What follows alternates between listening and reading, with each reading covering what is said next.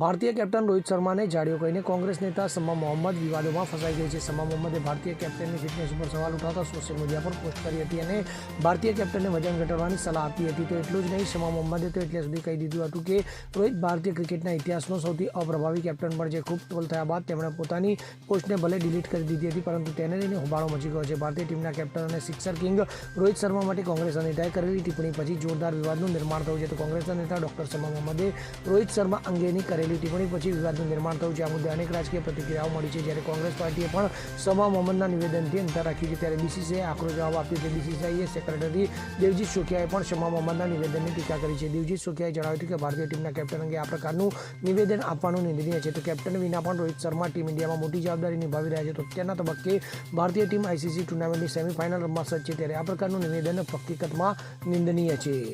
Bureau report CN24 news. હવે જુઓ દેશ દુનિયાની તમામ ખબરો તમારી આંગળીના ટેરવે.